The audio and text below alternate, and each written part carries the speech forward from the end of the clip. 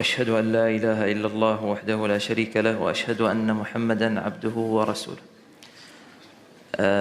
صاحب السعادة الشيخ عبد الرحمن بن حمد وزير الثقافة، سعادة السيد مسعود محمد العامري وزير العدل، أصحاب السعادة والضيوف الكرام، مرحبا بكم في هذا المجلس الختامي، ونسأل الله تعالى أن يكون كما قال ربنا مسكا في موسم الندوات. وضيفنا اليوم، وأنا والله أجد حرجا أن أتحدث بين يديه وأنا لست بمتحدث وإنما سائل، فأرجوه أن يقبل مني،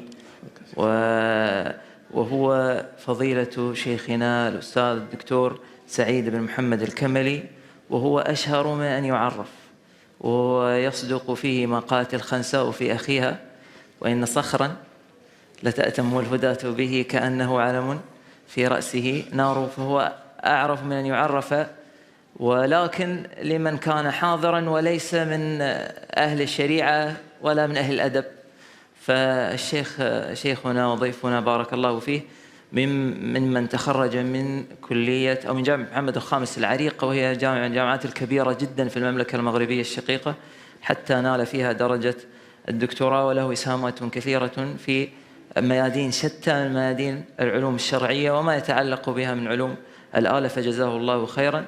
وأنا والله يعني ما أحب أن أتكلف الثناء عليه والتعريف به لأجل ألا يضيق صدره بي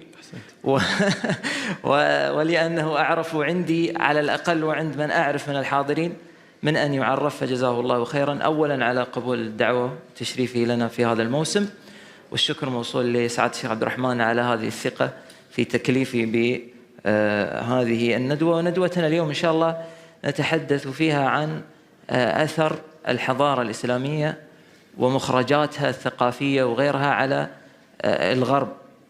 وحقيقة أن هذا الموضوع ممتد وطويل، ولعله بدأ منذ الفتح الإسلامي، لما كان الناس يرون الفارق ما بين الفاتحين، لما المسلمون كانوا قضية أنهم كانوا يبقون الناس على ديانتهم ولا يقاتلونهم حتى يدعونهم أو يشترطوا عليهم شروطا معينة فيبقون فيها على دينهم، بينما مثلا عاصر الغرب الأرثوذكس في فترة ظهور العصر الإسلامي في الدولة الرومانية آنذاك، وحتى الدولة البيزنطية الشرقية، فكانوا يرغمون على أمور عقدية ما كان المسلمون يرغمون غيرهم عليها. فكأن هذه كانت إشارة لطيفة وحكيمة من الشارع الحكيم للمجتمع الغربي والعالم في ذلك الوقت إلى أن هذا الدين لم يجئ إلا لإخراج الناس من الظلمات إلى النور. فكان هذا بداية التأثير، ثم تتالت كثير من المواقف. إن شاء الله سنحاول أن نستخرج من الشيخ بعض الكنوز حول هذا المفهوم ونتحدث فيها بإيجاز. فمرحبا بكم فضيلة الشيخ. ولعل السؤال الأول الذي ينبغي أن يسأل في مثل هذه اللقاءات عن ملامح تأثير الحضارة الإسلامية وهذا الدين على الحضارة الغربية في زمانه وإلى زماننا اليوم. بسم الله الرحمن الرحيم. الحمد لله رب العالمين، والصلاة والسلام على أشرف الأنبياء والمرسلين سيدنا محمد وعلى آله وأصحابه أجمعين. صاحب السعادة أخي العزيز الشيخ عبد الرحمن بن حمد الثاني وزير الثقافة، أصحاب السعادة، أصحاب المعالي، أصحاب الفضيلة، العلماء، إخواني الحضور، يسرني أن أكون بين ظهرانيكم في هذا الملتقى الثقافي، ملبيا دعوة أخي سعادة وزير الثقافة الشيخ عبد الرحمن، وفقه الله إلى ما أسند إليه وسدده في ذلك، لنتكلم عن موضوع اشتجرت فيه أقلام الناظرين في أحوال الحضارات وتأثير بعضها ببعض وتأثر بعضها ببعض، وهو كما تفضل الشيخ بارك الله فيه: هل للمسلمين تأثير على الحضارة الغربية؟ هل إذا نظر إلى البناء الحضاري، هذا الهيكل الحضاري المبني، أن نجد لبنة أو لبنات تدل على المسلمين كما يدل السير على السائر، هل أدلوا بدلائهم مع المدلين في هذا الهيكل الحضاري كما نزعم وكما نعتقد وكما يعتقد السواد الأعظم من المثقفين المسلمين والمنصفين من غير المسلمين؟ أم أن المسلمين لا خير لهم في هذا المضمار، وإنما هم قوم من أطراف الحضارة وحواشيها، والأطراف محل التغيير كما يقول النحاة، ليست محل التأثير. وهذا يزعمه أيضا طائفة من المؤرخين الغربيين من المتقدمين والمتأخرين، وهم طائفتان. طائفة ترى أن المسلمين لا صنع لهم على الإطلاق في البناء الحضاري، ليس لهم يد إطلاقا، ويعللون ذلك بأن المسلمين المتدينين بإسلام يتدينون بدين هو عدو للعقل والعلم، وأن عقول المسلمين قاصرة بالطبع، قاصرة لما خلقت على هذا النحو من القصور عن أن تستوعب الحكمة والفلسفة وما وراء الطبيعة، كما ذكر ذلك بنصه في محاضرة المستشرق الفرنسي المشهور إرنست غونون، وهو مستشرق مات في أواخر القرن ال19. وطائفة أخرى تذكر أن المسلمين لهم صنيع في البناء الحضاري، لكن ما صنيعهم محصور في الحفاظ على التراث العلمي الإغريقي الروماني، وذلك بترجمته إلى العربية فحفظ من الضياع، لا شيء لهم إلا هذا. وفي كثير من الأحيان كانت الترجمة أدنى من الأصل، إلى أن تسلم ذلك الأوروبيون في عصور النهضة وعملوا فيه ما عملوا مما نشاء. وهذا يقوله فرانسيس بيكون الذي يعد صاحب المؤسس للنظرة العلمية الحديثة، وهذا رأي إسحاق نيوتن، وهذا رأي غاليليو غاليلي الفلكي الإيطالي المعروف، وهذا رأي سامويل هانتينغتون، ورأي طوائف من الناس منهم. وطائفتان زعمهما تبطله بداهة التاريخ. الشواهد التاريخية ببداهتها تبطل هذه المزاعم، هذه الجحافل، هذا السيل المتلاطم من الأسماء علماء المسلمين في شتى العلوم تبطل كون المسلمين لم يؤثروا أو كان تأثيرهم محصورا في حفظ معارف الإغريق والرومان. المسلمون نحن طبعا هذا الزعم الذي ذكروه قلت تبطله بداية التاريخ، حتى أن فولتير الكاتب والمؤرخ الفرنسي المشهور على ما عرف به من تهكم بالمسلمين، أنه في رسالة له إلى صاحب له يتهكم فيها بالمسلمين يقول إن قرآن العرب وعقائدهم وأخلاقهم من قبيل أحلام اليقظة، غيفري، ويقول غيفري بالإنجليزي ريفري، أحلام اليقظة، من قبيل الخيالات التي تأبى الحكمة البشرية أن تتبناها. هذا الذي يقول هذا الكلام لا يجد بدا من أن يقول في كتاب له سماه مقال عن عادات الأمم وروحها، Essai sur les mœurs et l'esprit des nations، يقول نحن مدينون لهم، أي العرب مدينون لهم بالفيزياء والكيمياء والطب والفلك حتى الفنون. وله فولتير له قاموس سماه هو الديكسيونير فيلوزوفيك بورتاتيف، القاموس الفلسفي المحمول، يذكر فيه يقول نحن مدينون لهم بالجبر. هذا الاختراع العظيم، هذه ترجمة ألفاظ فولتير، يقول هذا الاختراع العظيم الذي يبدو أنه شعلة العقل البشري، يعني معنى هذا الكلام أن العقل البشري كان مظلما منطفئا حتى جاء العرب فاخترعوا الجبر، فكان هذا شعلة العقل البشري. يقول هو الذي استنفذ فيه الإغريق كل جهود أذهانهم من غير أن يكتشفوا عناصره الأولى. ويعني غوستاف لوبون المؤرخ الاجتماعي والمستشرق الفرنسي المشهور الذي له ذا الكتاب مشهور تاريخ حضارة العرب، حضارة العرب لا سيفيليزاسيون دي زغاب، طبع في فرنسا سنة 1884، يقول إن العرب هم من علمنا الطب والفلسفة والفيزياء والكيمياء وحتى الفنون. نحن لا ننكر لأنه نحن قد نتساءل لماذا يزعمون هذا الزعم، وأن العقل العربي عقل قاصر وعقل لا يستطيع أن يستوعب الحكمة ولا يستوعب هذه العلوم، لأنهم يعني يصطحبون فترة تاريخية معينة لهذا الجنس العربي. فنحن لا ننكر أن الإسلام جاء والعرب أمة أمية ليس لها علوم مدونة إلا بعد ما تحتاجه في طبيعة عيشها البدوي، كعلم القيافة وعلم الأنساب وبعض العلوم التي علم الأنواء يعني يستدلون بها على الأمطار والأعشاب، وهذه كلها لم تكن علوما مدونة، إنما هو شيء ما يحسن أهل البادية، وكذلك لم تكن لهم ضوابط قانونية إلا بعض الأمور التي يفصلون بها خصوماتهم، كقولهم في القتل مثلا في القصاص القتل أنفى للقتل، وكقولهم الدية على العاقلة في الخطأ، وكقول سخيلة جارية عامر بن الضرب العدواني أحد حكماء العرب المشهورين في قصة الإرث المشهورة أتبع المال المبال، وأمور هكذا. ثم جاء ربنا سبحانه وامتن علينا، ربنا من علينا بهذا الدين العظيم، فنقل هذه الأمة من حالة الأمية التي كانت سمة لها علامة لها، هو الذي بعث في الأميين رسولا، وقل الذين أوتوا الكتاب والأميين أسلمتم.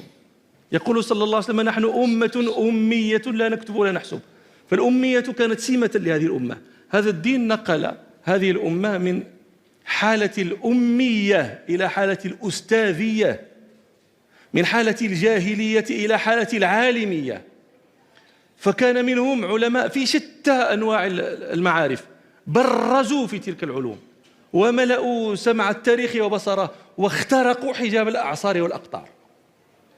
لكن سؤال يعني كيف كان هذا؟ لماذا؟ ما الذي تغير في هذا الجنس الأمي الذي عاش أمية ضاربة في عمق التاريخ؟ ما الذي حدث؟ الذي حدث هو التصور الحادث للكون، التصور للدنيا والعمل لها والآخرة والعمل لها. جاء الإسلام بتصور فريد حذقه المسلمون، فهموه، لقنوه، ثقفوه من نصوص الوحيين، فهموا أن ربنا سبحانه استخلف الإنسان في هذه الأرض، وإذ قال ربك للملائكة إني جاعل في الأرض خليفة، وفهموا ورأوا ربنا سبحانه يخبر أنه استعمر هذا الإنسان في الأرض، هو أنشأكم من الأرض واستعمركم فيها. استعمركم أي أمركم بإعمار ما تحتاجون إليه فيها من بناء المساكن وغسل الأشجار وشق الأنهار وغير ذلك مما يكون به الإعمار وتتطلبه مهمة الاستخلاف في الأرض. وفهموا أن هذا الإعمار الذي يكون للدنيا يكون في الوقت نفسه إعمارا لهم في الآخرة. فهموا أن عند التصور الإسلامي للدنيا والعمل لها لا يوجد فيه انفصام بين العمل للدنيا والعمل للآخرة. قد تعمل الدنيا لدنياك تنمية وتكثيرا وتوسيعا للرزق، وهذا العمل بنيتك يصير عملا لك في آخرتك إعمارا لها. رأوا مثلا الحديث الذي يرويه البخاري وغيره عن أنس بن مالك رضي الله عنه أن رسول الله صلى الله عليه وسلم قال: ما من مسلم يغرس غرسا أو يزرع زرعا فيأكل منه طير أو إنسان أو بهيمة إلا كان له به صدقة. طيب هذا الحديث يستعمله الذي يحب أن يكون له ضيعة، واتخاذ الضيعة يعني يستتبعه ما يكون فيها من زراعة وغرس وحرث وهلم جرا، مما يكون به توسيع الرزق على صاحب الضيعة نفسه، وفي الوقت نفسه يكون له الثواب عند الله بسبب من يأكل وما يأكل من تلك الضيعة. أنا لا أقصد الأناسية فقط، ولكن هذه الهوام والدواب التي تأكل وهو يثاب. فهو يتوسع في الضيعة. وطبعا التوسع في الضيعة هذا لابد له من استعمال تلك العلوم التي تساعده في تنمية الضيعة وفي تنمية ثمارها وهلم جرا. بل الغريب في هذا التصور الإسلامي الذي لا يوجد في لا أقول في ملة من الملل، بل في فكرة مفكر، أن الإسلام يحض أهله أتباعه على تعمير الأرض في وقت يجزم هذا المعمر أنه لا أحد يأكل من ثمرة تعميره. روى أحمد في مسنده والبخاري في الأدب المفرد عن أنس رضي الله عنه أن رسول الله صلى الله عليه وسلم قال: إذا إن قامت الساعة وفي يد أحدكم فسيلة فإن استطاع ألا تقوم حتى يغرسها فليغرسها. طيب لأي شيء يغرس هذه الفسيلة؟ الساعة تقوم. الأمر أعظم من أن يشتغل هو بغرس فسيلة. ولكن هذا الدين الذي يأمر أهله أصحابه بغرس الفسيلة في وقت يجزم الغارس أنه لا ينتفع أحد بغرسه، كيف يكون في تحريضهم على غرس الفسائل في وقت ينتفع الناس مما يغرس؟ أنتم تعلمون أن ربنا سبحانه زين لنا أمورا في الدنيا. زين للناس حب الشهوات من النساء والبنين والقناطير المقنطرة من الذهب والفضة والخيل المسومة والأنعام والحرث. عمر رضي الله عنه كان يقول في رواه البخاري تعليقا: اللهم إنا لا نملك إلا أن نفرح بما زينته لنا. أنت زينت لنا هذا الشيء ونحن لا نستطيع إلا أن نفرح بما زينت لنا، واللهم أعني على أن أنفقه في حقه. هذا المزين من جملة ما زين الحرث. هذه ما زلنا في التصور الإسلامي الذي يجيب عن هذا الإشكال. كيف هذا الناس الكسالى الأميون الذين لا رغبة لهم في العمل يقلبهم الإسلام هذا الانقلاب الغريب؟ لابد من تفهم هذا منطقية هذا الانقلاب. الآن الشريعة تصنع شيئا جميلا جدا، هو تلبية رغبة تملك هذا الشيء المزين، وفي نفس الوقت الأساليب التي بها تملك ذلك المزين يكون فيها إشاعة النفع والصلاح في الأرض. أضرب لكم مثلا. يروي أحمد في مسنده عن جابر رضي الله عنه أن رسول الله صلى الله عليه وسلم قال: من أحيا أرضا ميتة فهي له. من أحيا أرضا ميتة فهي له. وروى البخاري في الصحيح عن عائشة رضي الله عنها أن رسول الله صلى الله عليه وسلم قال: من أعمر أرضا ليست لأحد فهو أحق. طيب هذه الأحاديث بسببها يقل الموات في الأرض، تقل هذه الأراضي الخالية التي لا يستفيد منها البلاد والعباد، لا يستفيد منها أحد. من أحيا أرضا، طبعا الفقهاء بينهم كلام كثير في هذه، يعني هل تحتاج إذنا من الإمام أم لا تحتاج إذنا أم تكون بعيدة؟ المهم لا ندخل في خلافات الفقهاء. فتجيء إلى أرض ميتة موات ليس لها تخصص بأحد ولا ينتفع بها المسلمون، لا يرتفقون بها، أرض جرداء، فيأذن لك الشرع في تملكها وذلك بإحيائها. الفقهاء يتكلمون عما يكون بهذا الإحياء، كيف تكون محيا لها، ما الذي ينبغي أن تعمله لتكون قد أحييتها وأعمرتها وملكتها.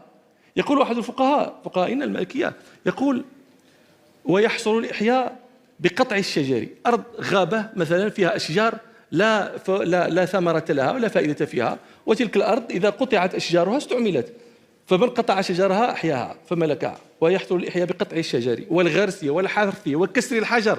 أرض فيها حجارة تكسرها تهيئها ملكتها. وجريه الماء، أجريت لها ماء. وجريه الماء والتفجير، فجرت فيها عينا فجرت فيها بئرا. وبالبناء، بنيت فيها بنيانا. لا الحط، جئت وحطت فيها رحلك. وفي رواية لا الخط، خطت عليها والتحجير أو حجرتها بسور، هذا لا تسمى به محييا ولست به مالكا. فأنتم ترون أن الذين يتكلمون يعني عن وسائل الإحياء هي وسائل لبذل الخير وتكثير النفع. الإسلام حرض الناس على العمل. أنتم تعلمون الآن أن مقاييس تحضر المجتمعات ورقي المجتمعات من جملة المعايير التي يتكلمون عنها هي معدل البطالة. مهما كثر العاطلون في مجتمع وكثرت البطالة فيه، هذا علامة على مرض الاقتصاد، هذا علامة على اعتلال المجتمع.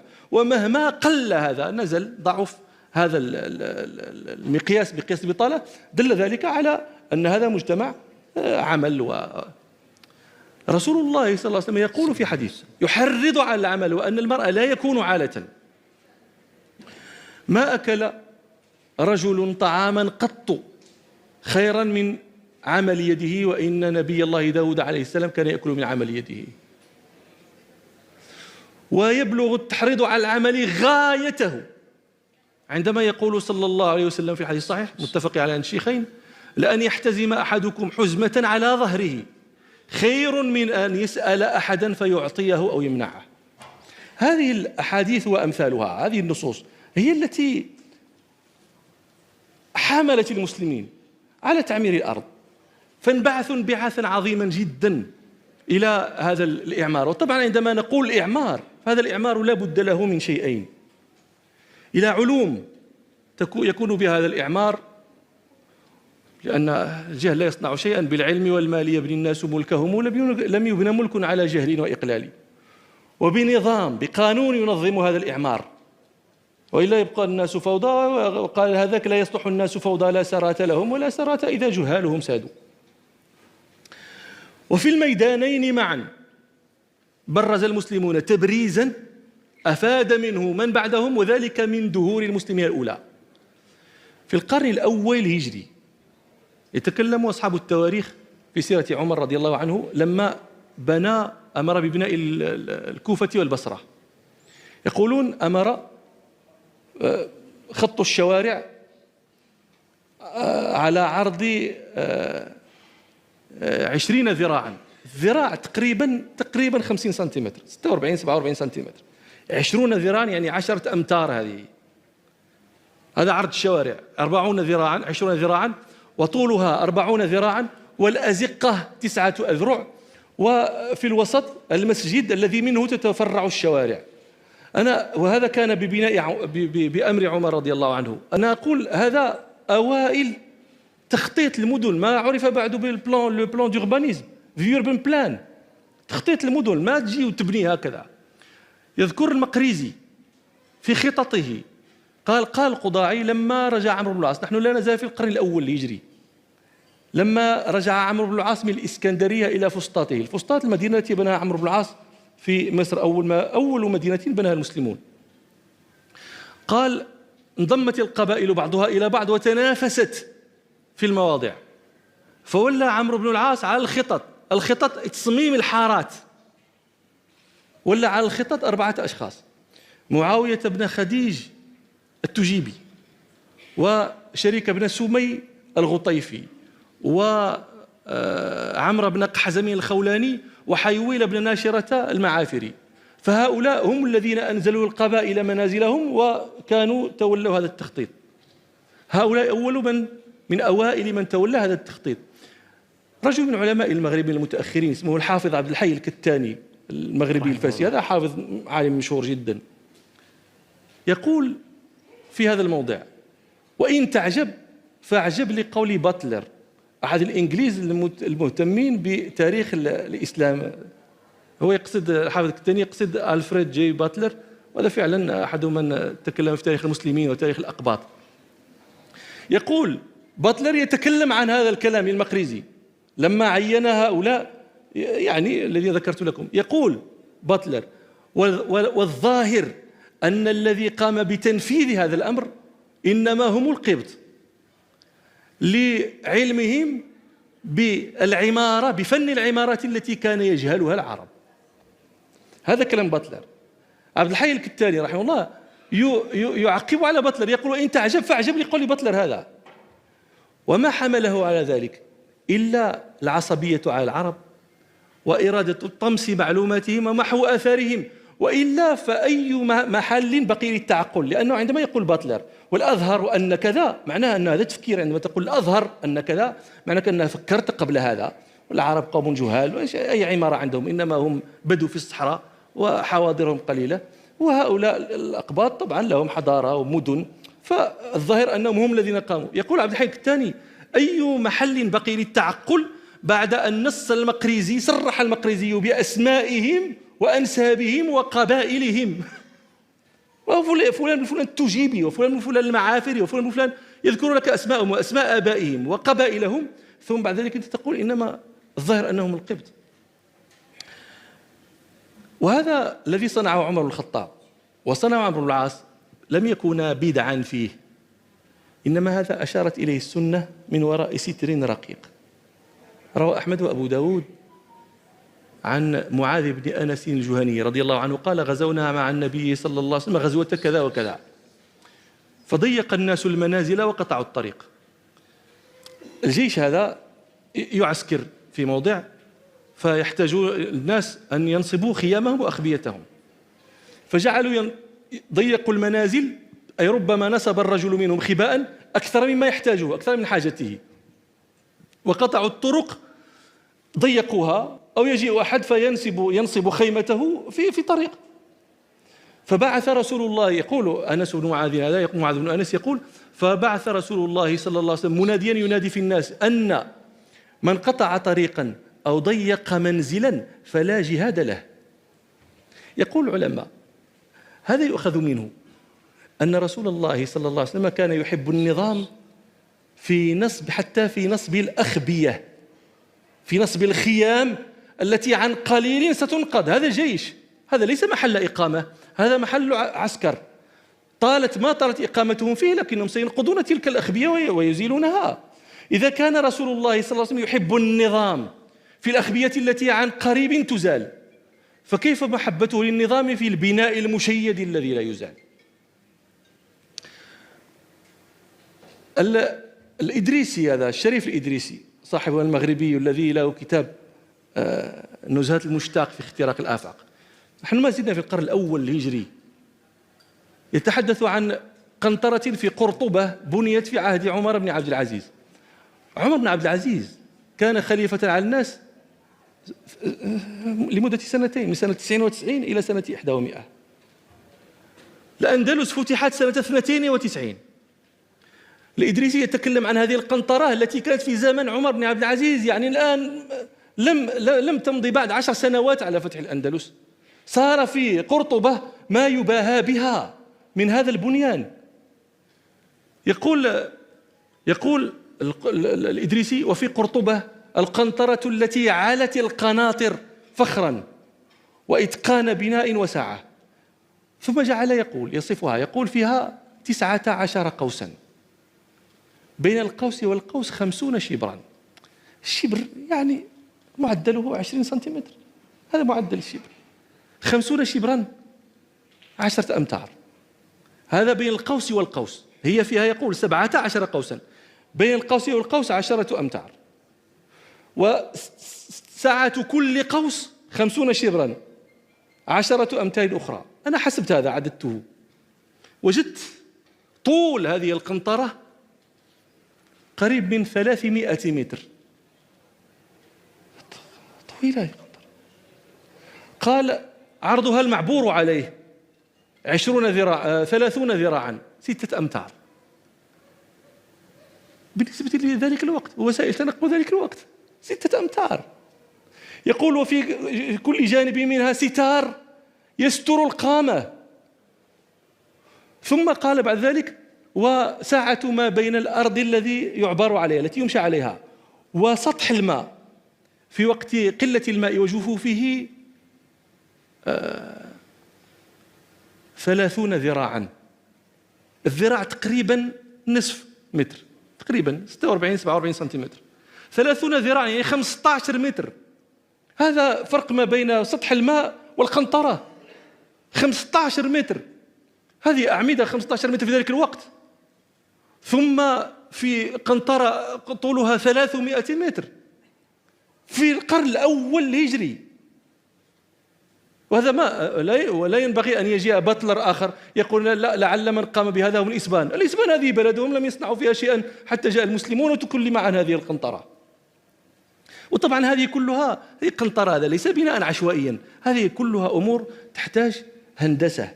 الهندسة هذا يعني فعل عمر وفعل عمرو بن العاص، وما ذكرنا من حديث النبي صلى الله عليه وسلم تبين لكم بداية الاهتمام بالهندسة في البناءات المدنية. في ذلك الوقت أيضا كان ظهور الهندسة العسكرية.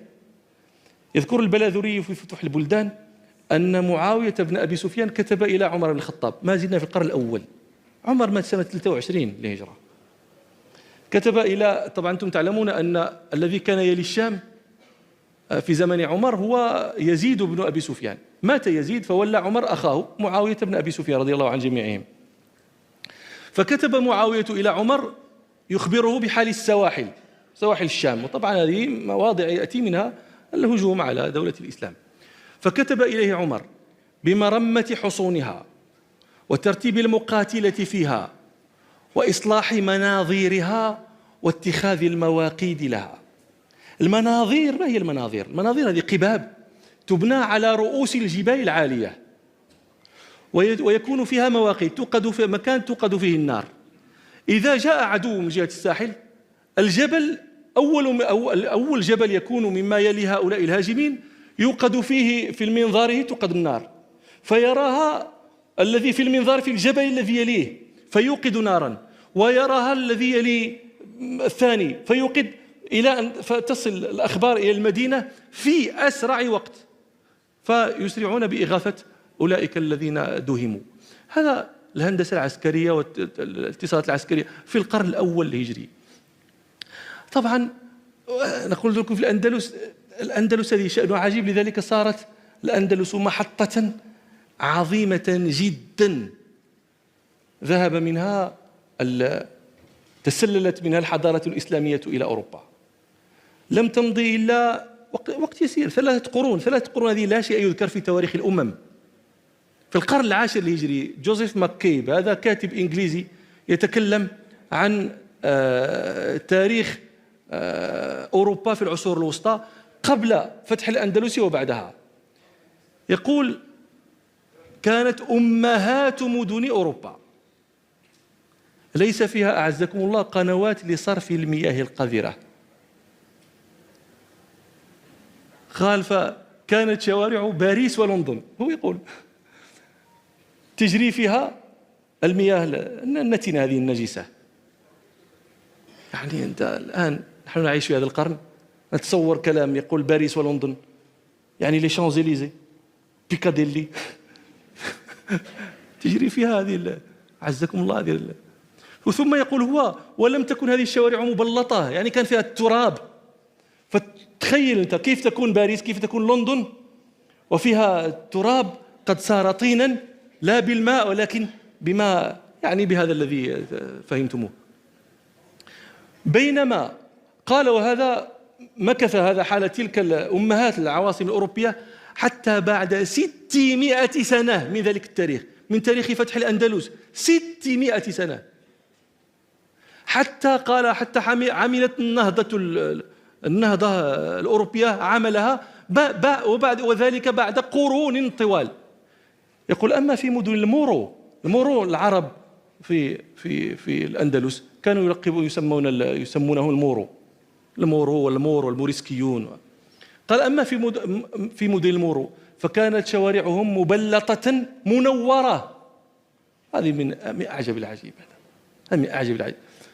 وكان فيها قنوات لصرف المياه القذرة. ويقول وينقل هذا جوزيف ماككيب عن واحد يقال له سكوت، يقول هذه القنوات يتكلم عن حجمها. يقول كان في قرطبة كان منها هذه القنوات تستطيع أن، يقول هو، أن تكتسح عربة، تدخل فيها عربة. أصغر قناة فيها يستطيع أن يمشي فيها أعزكم الله حمار، إلى آخر ما ذكره مما لا يعني يوشك أن لا يصدق عندما يسمعه السامع. جوستاف لوبون يقول في هذا الكتاب في تاريخ في حضارة العرب، يتكلم عن الجامعات. يقول في إسبانيا وحدها، يقول بغض النظر عن المدارس، هذا عددها لا يحصى المدارس، لكن في المدن الكبرى مثل بغداد والقاهرة وطليطلة وقرطبة وجدت الجامعات التي فيها المراصد والمختبرات والمكتبات الغنية جدا، إلى أن يقول باختصار كان فيها كل ما يحتاج إليه في البحث العلمي. يقول في إسبانيا وحدها كان يوجد فيها 70 مكتبة عامة. أنا أقول عندما يقول إسبانيا هو لابد أن تفهموا أنه الإقليم الأندلسي فقط، أما تلك الأقاليم الشمالية التي لم يبلغها المدى الإسلامي هذه ما كان فيها حتى أعزكم الله من يغسل عنه ثيابه فضلا عن أن توجد عندهم مكتبة. يقول في مكتبة في قرطبة وجدت مكتبة الخليفة الحاكم المستنصر، هذا مات في سنة 600. يذكر مكتبته هذا غوستاف لو بون، يقول كان فيها 600,000 مجلد. أنا لا أدري هل السامعون يستوعبون هذا العدد.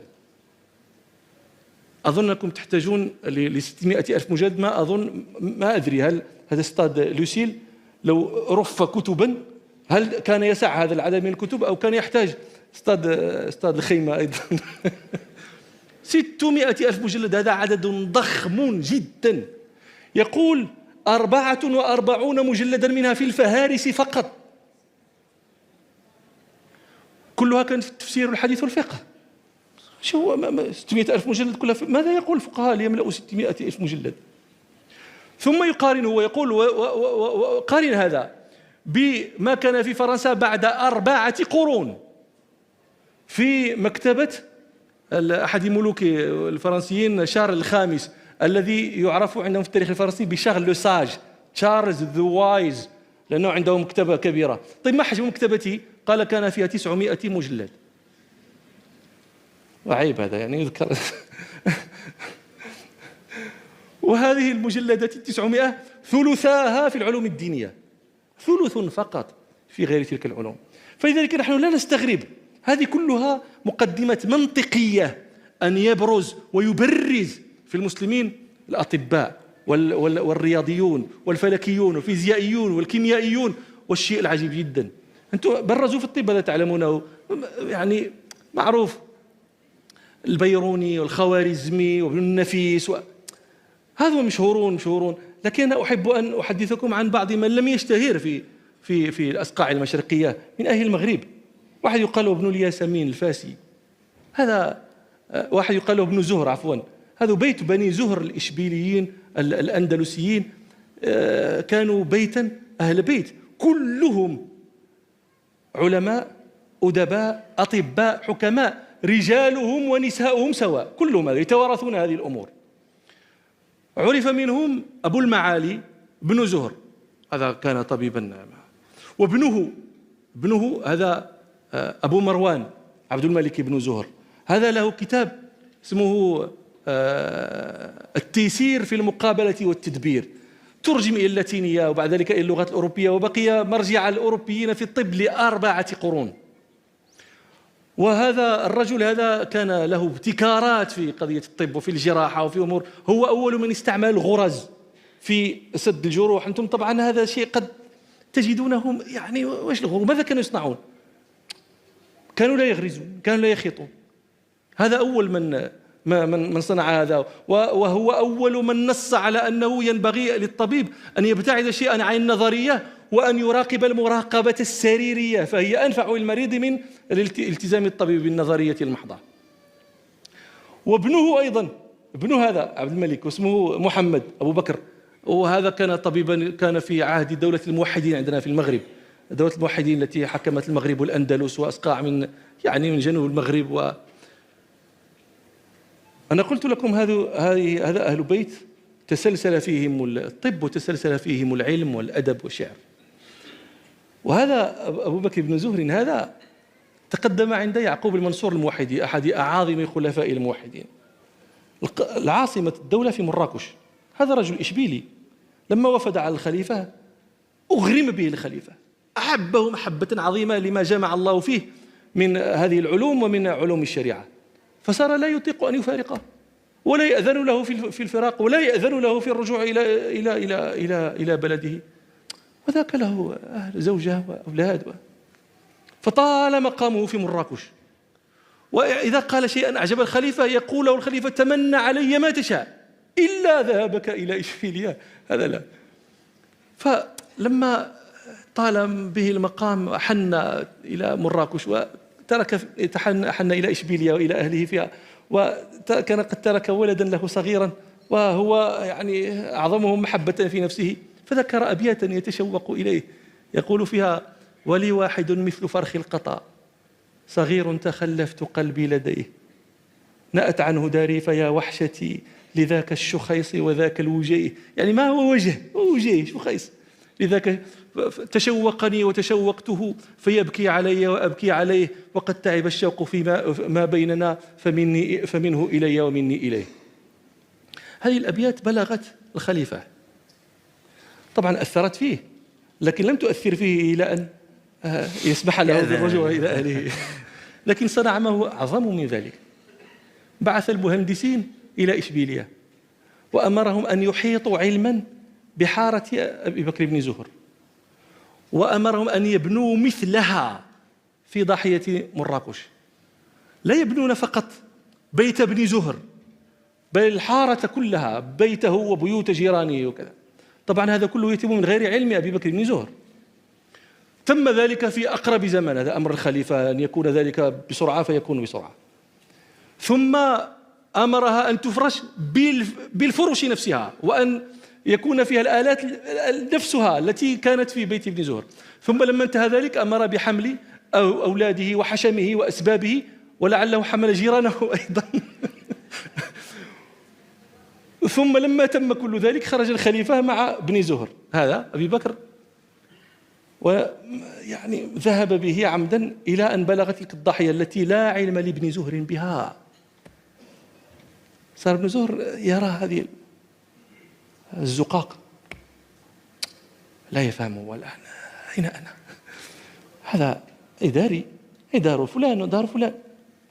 فظن أنه في منام لا، فقيل له ذهب إلى البيت الذي تظن أنه مثل بيتك، فذهب إليه وفتحه، فإذا بنيه ذاك الذي يتشوقه جالس أمامه يلعب، فكاد يجن من الفرح. يقول أحد المعلقين من المؤرخين على هذه القصة: هكذا وإلا فلا لا. هكذا ينبغي أن يصنع الخلفاء بمن يعني يعتنون بأمرهم من العلماء ولا هكذا وإلا فلا لا. هذا ابن زهر هو الذي له، يعني ندخل شيئا من الأدب ننفس به شوية. هذا ابن زهر هو الذي له تلك الأبيات المشهورة التي يقولها في نفسه لما كبر وغلب عليه الشيب. يعني نظر في المرآة مرة فرأى فيها شخصا لا يعرفه، يقول هو: إني نظرت إلى المرآة إذ جليت فأنكرت مقلتاي كل ما رأتا، رأيت فيها شيخا لست أعرفه وكنت أعرف فيها قبل ذاك فتى، كنت نظرت إليها رأيت فيها فتى، ولكن الآن رأيت فيها شيخ. من أنت؟ رأيت فيها شيخا لست أعرفه وكنت أعهد فيها قبل ذاك فتى، فقلت: أين الذي مثواه كان هنا؟ متى ترحل عن هذا المكان متى؟ فاستجهلتني المرآة فاستجهلتني وقالت لي وما نطقت: قد كان ذاك وهذا بعد ذاك أتى، كان الغواني يقولن يا أخي فقد صار الغواني يقولن اليوم يا أبتا.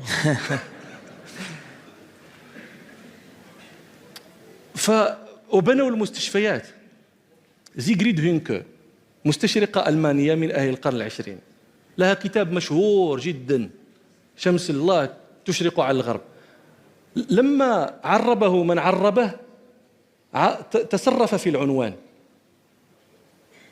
عربه وجعل عنوانه شمس العرب تشرق على الغرب. وزيغريد هي لم تقل هكذا، لأن شمس بالألمانية زون، هي قالت الله زون، the son of الله، لم تقل عرب زون. وأنتم تعلمون أن كلمة الله، لفظ الله، هذا لفظ إسلامي ليس لفظا عربيا، العرب فيهم المسلمون وغير المسلمين. فهذا الذي ترجمه أراد أن يدخل غير من أرادت زيغريد فيما كتبت زيغريد. هي تقول بنى إن العرب، هذا أيضا تقول وحدة يقال لها إيميلي سميث سافيج، هذه كانت كاتبة إنجليزية تدرس في أكسفورد، تقول إن العرب أول من بنى المستشفيات، فيها غرف للجراحة وفيها أجنحة للمرضى. يعني هذا قد يسمعه العربي فضلا عن غير العربي يقول هذا المتكلم أحمق، هذا العرب هذو أول من بنى المستشفيات. أول مستشفى بناه الوليد بن عبد الملك في دمشق سنة 88. أول مستشفى 88. غرفة الجراحة، عملية غرفة هذا البلوك اوبيراتوار هذا، وأجنحة المرضى. قالت ثم بعد ذلك انتشرت المستشفيات في سائر الرقعة الإسلامية.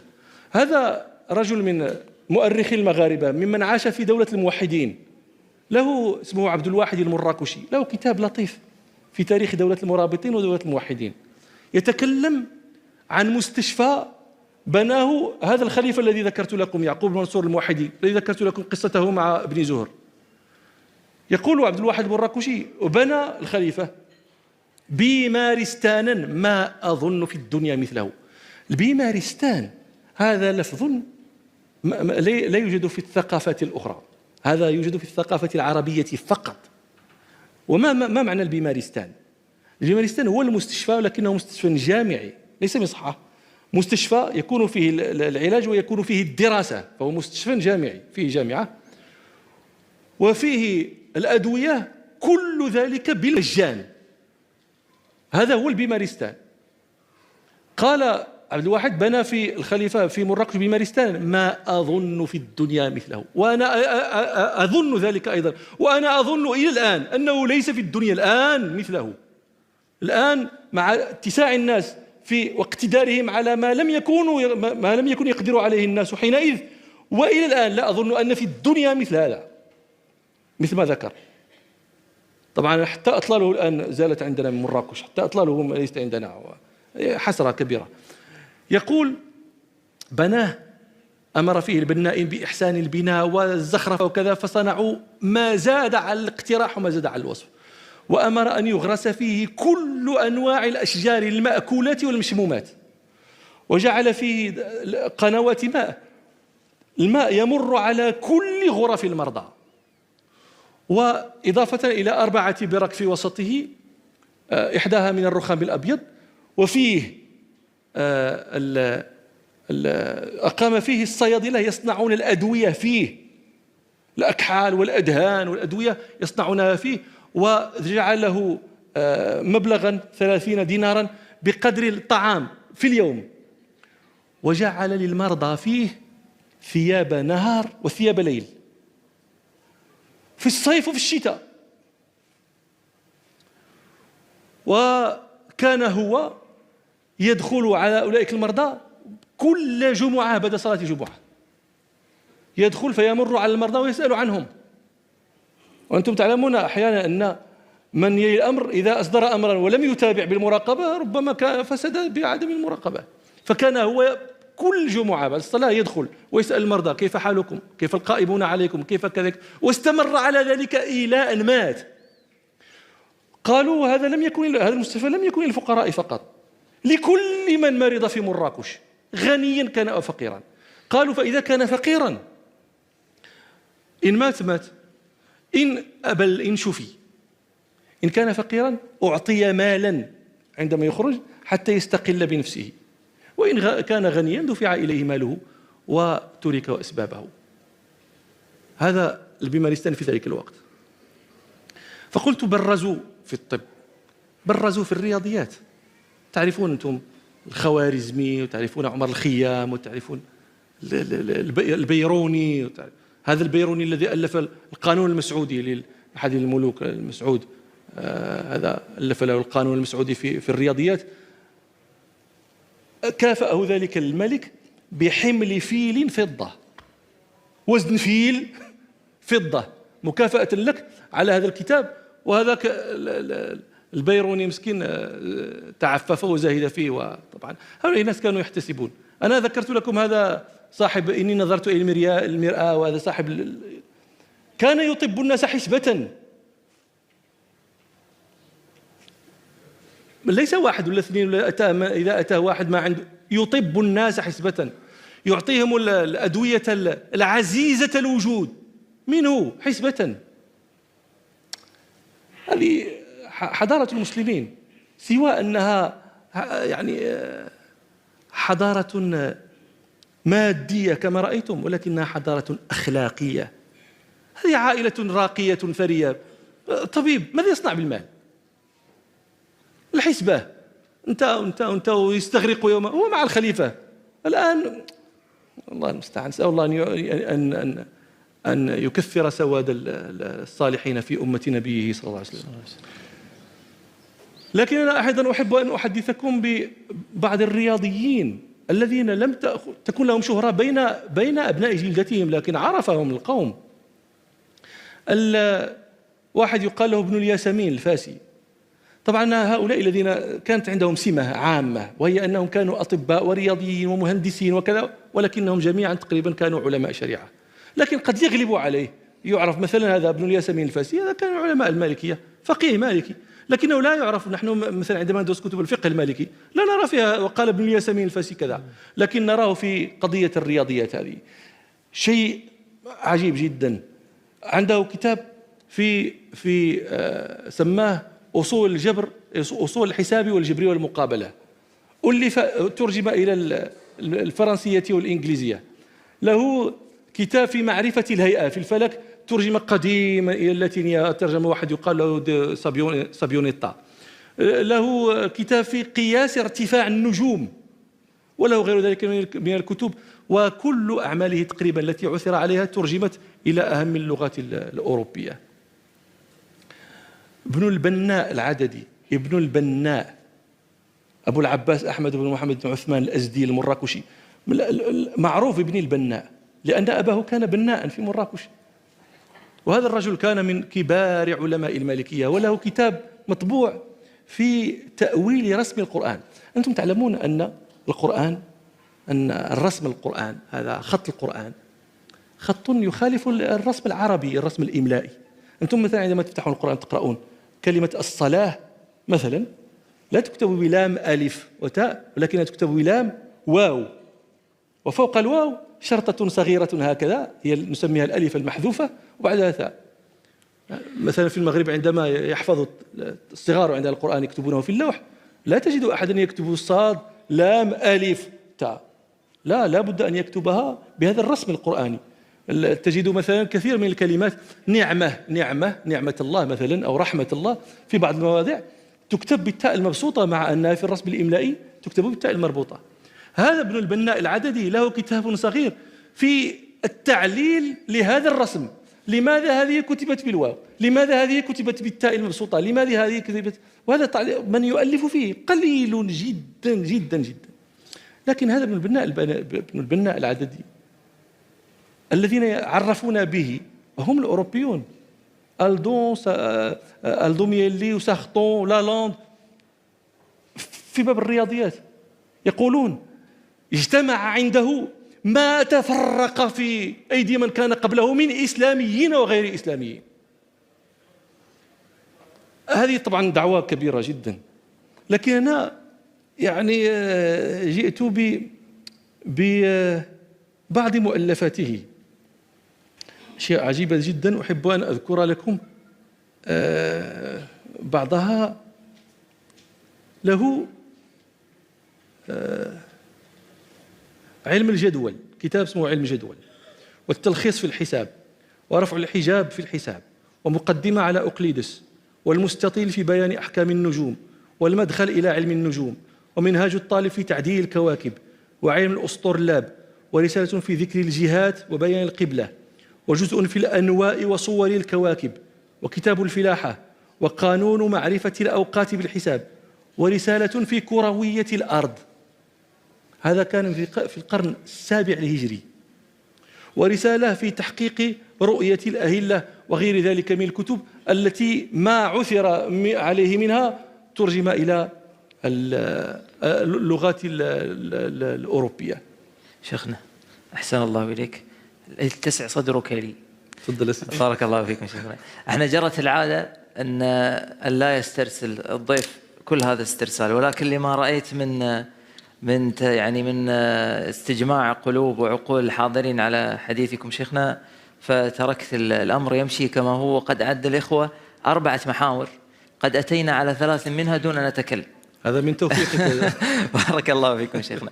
ولكن حتى تستجمع الفكرة وما ذكرتموه شيخنا من صور تدل على بديهية تأثير حضارة المسلمين على الحضارة الغربية في ذلك الزمان، وأن هذا لا ينكره صاحب عقل فضلا عن ينكره صاحب علم.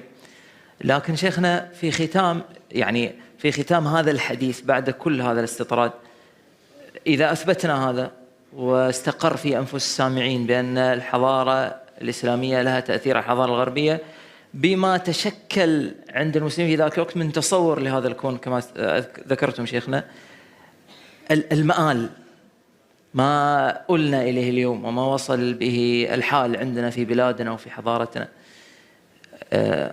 لن أحدد وقتا، ولكن أريد شيخنا أن نختصر حتى نفتح المجال لأصحاب السعادة والضيوف لمن أراد أن يسأل. لماذا تأخرنا، ولماذا نحن فيما نحن فيه اليوم من الضعف؟ المآل، تسأل عن المآل، أنت تنظر إليه. المآل هو ما ترى وتشهد. صحيح. وأنا ذكرت مرة أن من أراد أن يحسن تعلمه الآن لا يستقر في جامعات المسلمين في بلاد المسلمين، ولكن يذهب إلى جامعات السوربون ولا كامبريدج، هارفارد، MIT. ولماذا؟ يعني لماذا؟ نتساءل لماذا؟ الحديث ذو شجون، يعني طبعا هي عوامل كثيرة تدخل في هذا، عوامل كثيرة. أنت تدري أنه في الزمن الأخير ابتلي المسلمون بالاستعمار، لا تكاد تجد رقعة في البلاد العربية كلها الإسلامية إلا وقد استعمرت، حتى من غير البلاد غير العربية استعمرت. طبعا وهذا المستعمر صنع أشياء له حسنات وظاهرها على الأقل، ولكن صنع أشياء، هو أنه فصل حاضر المسلمين بماضيهم، وصنع شيئا غريبا جدا. وهذا لو كان الناس تحدث عنه في أزمنة مضت، يعني كانوا يظنون أن هذا يحتاج أن يعالج في هذا البيمارستان الذي تكلمنا عنه. استطاع أن يجعلك تأخذ التاريخ، تاريخ آلك ومن أنت منهم لا من أصحابه، فيكون دائما النموذج المقتدى هو ذلك النموذج.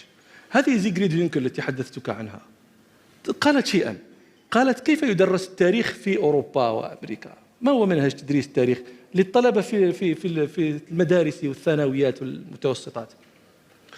يدرسون شيئا عن الإغريق والرومان القديم، ويدرسون شيئا عن عصور الظلام في أوروبا، ثم يقفزون قفزة 7 أو 8 قرون ليبدأ دراسة التاريخ من الثورة الفرنسية وهلم جرا.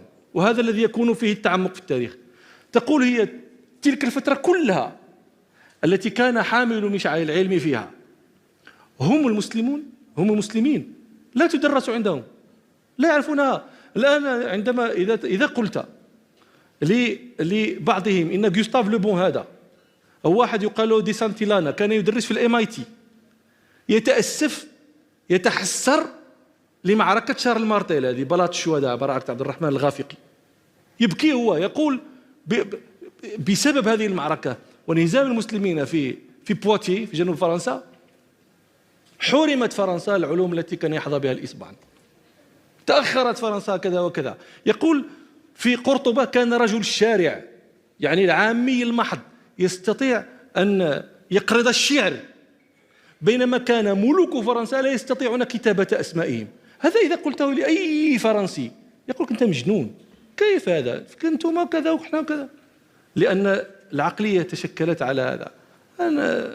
لكن أنا زرت كثير من الجامعات في البلاد الإسلامية. هناك بعض الجهود التي تحاول أن تقوم بهذا الباب من جديد، ونسأل الله التوفيق. قد أخبرني معالي أخي رئيس جامعة قطر دكتور حسن الدرهم عن بعض هذه الجهود عندهم في جامعة قطر وفي غيرها من الجامعات في البلاد الإسلامية.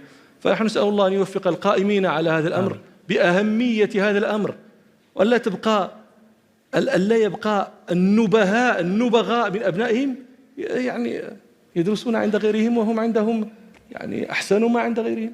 نعم. هو أيضا شيخنا إضافة إلى ما ذكرتم من قضية استقال المفاهيم من التاريخية والسياقات هذه التي حدثت في على مر العصر الإسلامي الزاهر، فيه أصوات كثيرة من الداخل اليوم تنادي بعدم قراءة التاريخ من المصادر العربية أصلا، بكونها مصادر عنده تحتاج إلى تنقيح وتصفية وما شابه من كثير من الإسناد الغير دقيق لبعض الحوادث ولذلك صار في نزاع حتى داخل المؤسسات الأكاديمية على أي شيء يعتمد وعلى أي منهج بحثي أصلا يعتمد في إعادة صياغة مثل هذه المواد وطرحها للطلبة.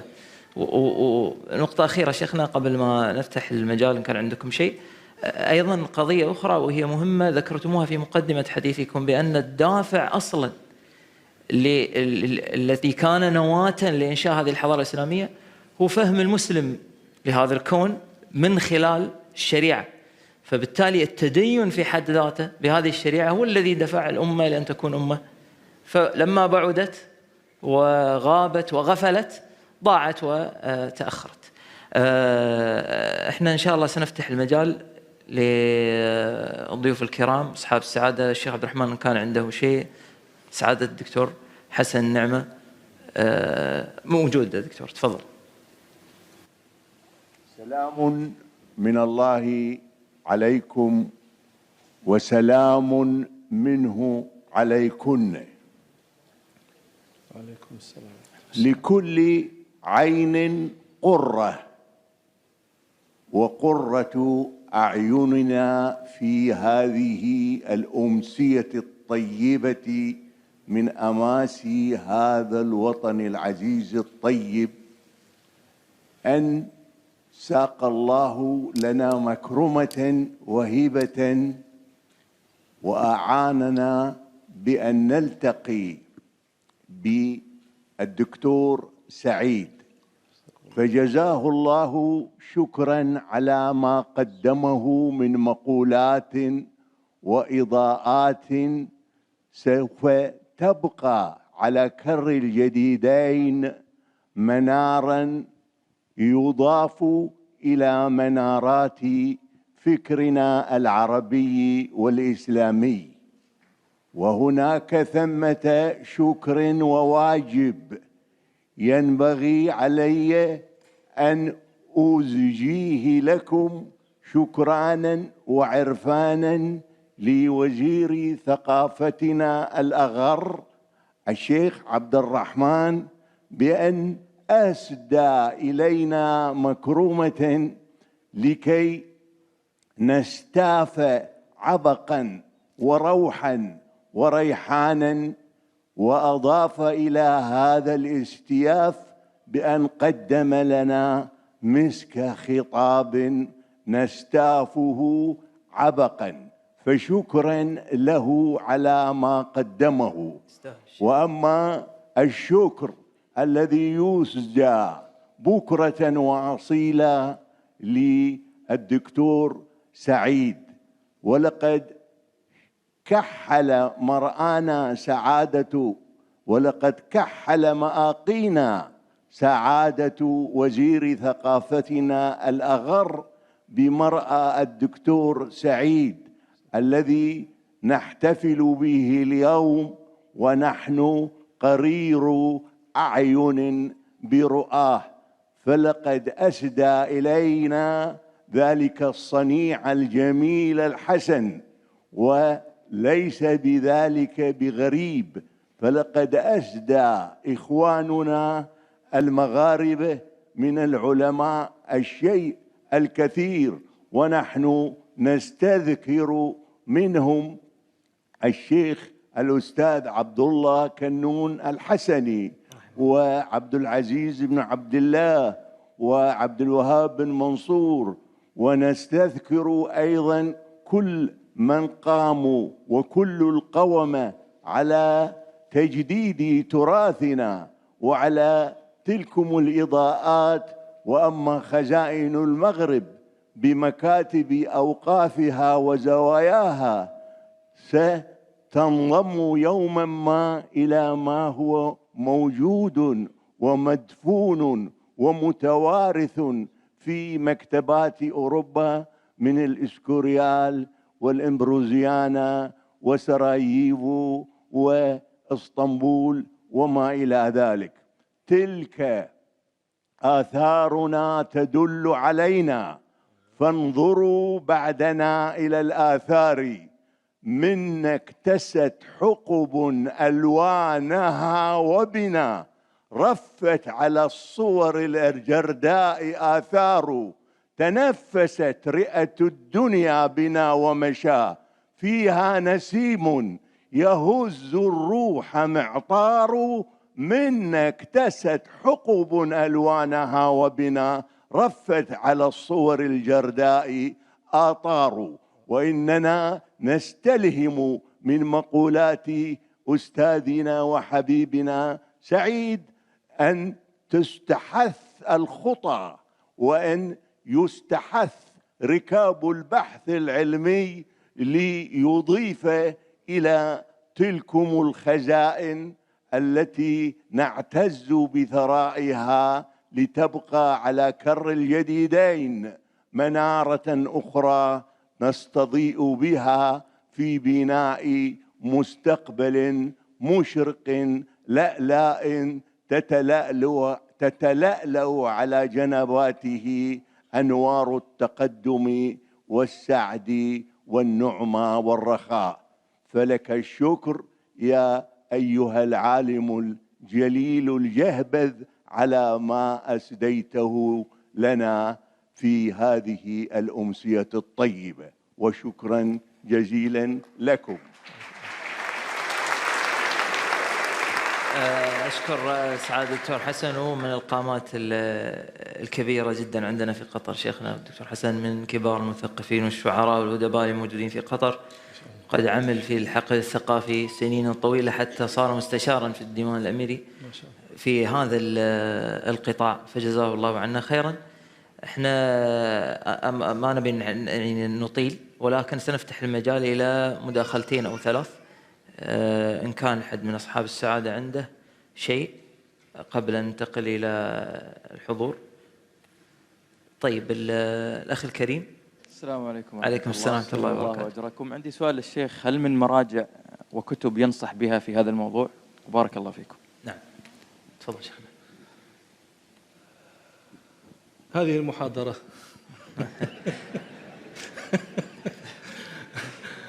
يا الله يسلمك، المراجع كثيرة، وقد ألف في يعني هذا البحث هذا مطروق جدا، لأنه طويل الذيول جدا، والمناقشة فيه تكاد لا تنقضي، والمتأخرون يتكلمون فيه كلاما كثيرا من مسلمين وغيرهم، ولكن من المراجع التي ينبغي أن لا تخطئها عين الناظر هذا الكتاب الذي ذكرته لجوستاف لوبون، وهو إن كان يعني بدأ الآن يتقادم عهده، لكن فيه معلومات قيمة جدا. وتعلمون أنت أنه إذا جاء الجواب من بينهم أنفسهم فكان أسمع وأقوى من أن يأتي من بيننا. فهذا كتاب تاريخ الحضارات، وعندك كتاب آخر للويس ديو أيضا ذكر فيه بعدما تكلمت عنه، وكتاب هربرت جورج ويلز الذي ترجم بمعالم تاريخ الإنسانية The Whole Story of Man. وأما العرب فقد كثير جدا من ألفوا في هذا، ومن يعني من المصريين والمغاربة وغيرهم يعني موجود. نعم الله أعلم. أحسن الله إليكم. ولو تكفل الإخوة في الوزارة سعادة الشيخ أنهم يفرغون ما ذكر الشيخ من مراجع ومواقف، لأن فيها أسماء لكتب وكتاب يمكن يكون غير المنشغل بهذه العلوم عنده إدراك لها. عندي مداخلة الأستاذ، أنا والله نسيت اسمه اعذرني، وهو من أستاذ محمود من مذيعي قناة الجزيرة، إذا كان تفضل بسؤالي. بارك الله فيك. بارك الله فيك أخي الكريم، وأنا سعيد جدا بوجودي في محاضرة للدكتور سعيد الكاملي، بارك الله فيه وحفظه ونفع به. فضيلة الدكتور، في الحقب الماضية وفي الأزمنة الغابرة كانت هناك فرصة لانتقال الحضارات ومراكز التأثير والقوة من هذه البلد أو من هذا البلد إلى ذاك، بادت حضارات قديمة مثل التي كانت في مصر، مثل التي كانت في العراق، في اليونان، وبرزت حضارات جديدة مثل الحضارة العربية الإسلامية، ثم انتقل التأثير إلى أوروبا. لكن الآن هل الظروف تسمح مع فرق القوى الهائل والتقدم العلمي الرهيب بيننا وبينهم أن نستجمع أسباب القوى مجددا وتعود حضاراتنا للازدهار؟ والله يبارك فيك، أنا أرى أن هذه قضايا تحتاج إرادات فقط. يعني أنا أضرب لكم مثلا الآن، لما وجدت إرادة سياسية وإرادة مادية لتهيئة كأس عالم، هي على نمط ما أدري، أنا لست متابعا خريتا لكرة القدم، ولكن لا أدري هل سبق له نظير لما وجدت الإرادة. الآن عندما توجد الإرادة السياسية لاقتحام العقبات، لأن طبعا أنت تعلم أننا لسنا نعيش منفردين في هذا العالم، وقرارنا ليس قرار مستقلا لنا.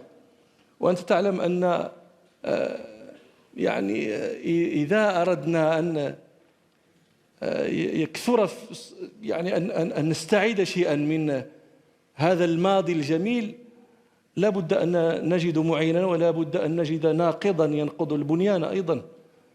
ولكن إذا كانت وجدت الإرادة السياسية، أظن أننا نستطيع أن نعيد ذلك الماضي ونعيده بأحسن منظرا منه، لأن الناس في هذا الزمن أقدروا على ما لم يكن المتقدمون قادرين عليه. والله أعلم. أحسن الله إليكم شيخنا. أنا عندي بس مداخلة واحدة من الأخوات. السلام عليكم ورحمة الله وبركاته. أريد فقط أن أعقب بنقطتين.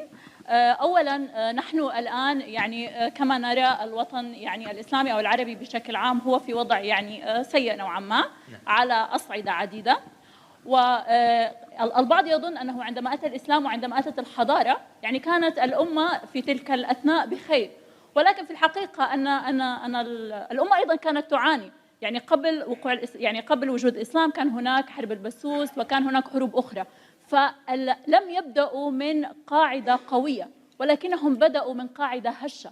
ولذا عندما يسمع البعض عن الحضارة الإسلامية سابقا يظن أنها أصبحت ضربا من الخيال وأن الوصول يعني صعب نوعا ما، ولكن فعليا يعني الأمر لم يكن ممهدا لهم ليبدأوا. فهذا ما أردت أن أعقب بها أولا. ثانيا، شكرا جزيلا فضيلة الشيخ. وما رأيكم في فكرة أن هل من ضمن الأسباب في ما وصلنا إليه الآن هو أن الأمة أصبحت أمة عربية أكثر من أنها أمة إسلامية؟ فسابقا كان العلماء من جميع أنحاء العالم الإسلامي، سواء كانوا فرسا أو كانوا يعني من دول مختلفة، ولكن الآن مع التقسيمات التي حصلت فهل هي أحد أسباب يعني التدني الذي وصلنا إليه؟ شكرا جزيلا لكم. نعم. شيخنا أستأذنكم أخذ مداخلة أخيرة وأجمع فيها أسئلة الإخوة، وبعد ذلك إن شاء الله نختم في الأستاذ اللي قاعد في الصف الأول، يعني نقدمه إن شاء الله لسنه. تفضل. بارك الله فيك. اسمي أحمد الشيخ. يا شيخ، أشكرك أولا على هذه الندوة الثرية والثرة في آن واحد، قد أمتعتنا وجزاك الله خيرا. لقد حز في نفسي القول بأن التاريخ ندرسه تاريخنا لأبنائنا عبر مراجع غربية. إذن السؤال هو: ألا ترون أنه آن الأوان كي نعيد النظر في التاريخ، نعيد كتابته بما يعيد لنا هويتنا التي أظن أنها كانت الضحية الأولى لهذا التدخل الغربي؟ لماذا لا نعيد كتابة هذا التاريخ بحيث يصبح تاريخا تطبيقيا؟ كم منا في المدارس وفي الجامعات يعرف عن ابن زهرة الذي تحدثت عنه؟ كم منا؟ لو سألت الحاضرين ربما كم منا؟ هذا ما نريد أن نحييه في نفوس أبنائنا، لنجمع بين التراث وبين الحداثة. فليت أصحاب المال ينشئون مدارس تجمع بين الحداثة بأساليبها في التعليم وطرائق التدريس وبين التراث والهوية التي إن أعدناها انطلاقا من ديننا وشريعتنا نعيد شخصيتنا إلى الحياة. ألا ترون ذلك أنه آن الأوان لكي نعيد كتابة هذا التاريخ والنظر فيه؟ بارك الله فيك أستاذ أحمد. شيخنا، يعني هذه عودا على بدء على ما ذكرت في قضية بعض الأصوات التي تنادي بإعادة كتابة التاريخ، وهذه الدعوة في جزء منها صادق ويريد العودة إلى المصادر الأصلية وصياغة المناهج. أنا لا أقول إعادة كتابة التاريخ، أنا أقول إعادة صياغة المناهج التي تلقن لأبنائنا في الوسائل التعليمية. هل هذا ممكن وكيف يكون؟ باختصار حتى نجيب على الأسئلة البقية. طبعا هذا داخل في حيز الإمكان، هذا ليس من المستحيلات عقلا هذا. نعم. لكن أنا أحب أن أضرب مثلا يقاس فيه ما لا يقال على ما قيل. وطبعا فضيلة الأستاذ ذكر هذا البيت الحبيب إلى نفسي ونفس كل من يهتز شيئا لانتمائه لهذه الأمة. تلك آثارنا تدل علينا. لا بد من أن يحس النشء بأنهم ينتمون إلى هذه الأمة التي فيها أولئك الرجال يقولون كما يقول الأخطل: وإني لقوام مقاوم لم يكن جرير ولا مولى جرير يقومها. في هؤلاء الرجال الذين يقاموا مقاوم لا يعني الآن المدارس آحاد الناس من الفئات المجتمع كلها تقريبا، إذا بلغ له ابن مبلغ من يدخل المدرسة 6 سنوات 5 سنوات 7 سنوات يدخل المدرسة، فإنه إن استطاع أن يدخله المدرسة التي تركز على تعليم الإنجليزية وعلى تعليم الفرنسية، وهذه في الغالب تكون هذه المبتعثات من بريطانيا وفرنسا، فإنه حريص على إدخال ابنه لتلك المدرسة. إذا عجز لسبب من أسباب العجز فإنه حينئذ ينظر إلى ما يشبهها وهلم جرا. لذلك ينشأ الناشئ منا وهو يعرف فيكتور هوغو، ويعرف أوجين سو، ويعرف دو بومارشي، ويعرف ألكسندر دوما في الفرنسي، ويعرف في الإنجليز شكسبير، ولا يعرف الجاحظ ولا يعرف الحريري ولا يعرف هذا. هو يعني يقول لك وهو رجل قد وخط رأسه الشيب، يقول لك: أنا أعتذر لا أحسن العربية. كيف لا عذرك غير مقبول؟ لا، يعني هذا تعتذر لماذا؟ هب أن أبواك أدخلاك هذه لكن أنت نشأت وكبرت وتعلمت. فيكون فاقدا كيف يحس بانتمائه إلى هذه الأمة وهو أصلا يجهل لغتها وتاريخها وثقافتها.